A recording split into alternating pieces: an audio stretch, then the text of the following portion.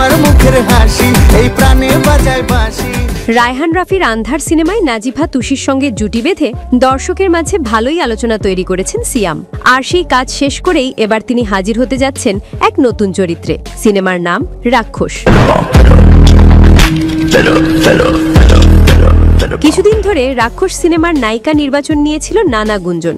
কখনো শোনা যাচ্ছিল দিঘির নাম, কখনো আবার সাবিলা নূর, কিন্তু শেষমেশ সব গুঞ্জনের অবসান। প্রযোজনা প্রতিষ্ঠানের ঘনিষ্ঠ একটি সূত্র নিশ্চিত করেছে সিয়ামের বিপরীতে থাকছেন ইধিকা পাল।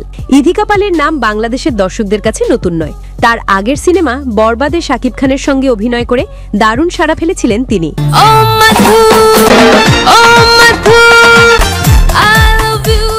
আর এবার প্রথমবারের মতো তিনি জুটি বাঁধতে চলেছেন সিয়াম আহমেদের সঙ্গে, জানিয়ে ভক্তদের প্রত্যাশা এখন তুঙ্গে। রাক্ষস পরিচালনা করছেন তরুণ নির্মাতা মেহেদী হাসান হৃদয়। তার আগের কাজগুলোতে ছিল নতুনত্ব, আর এবার আরো বড় স্কেলে কাজ করার পরিকল্পনা রয়েছে তার। সূত্র জানাচ্ছে এই মাসেই শুরু হবে ঢাকায় শুটিং। এরপর দেশ ছাড়িয়ে শুটিং দল যাবে শ্রীলঙ্কা ও মালয়েশিয়া।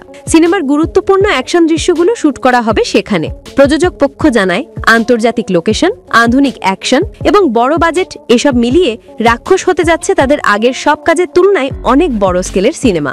সবকিছু পরিকল্পনা মাফিক হলে আসছে আগামী ঈদ উল ফিতরেই প্রেক্ষাগৃহে মুক্তি পাবে সিয়াম ইধিকার রাক্ষস। তুমি ছাড়া সবাই জিরো।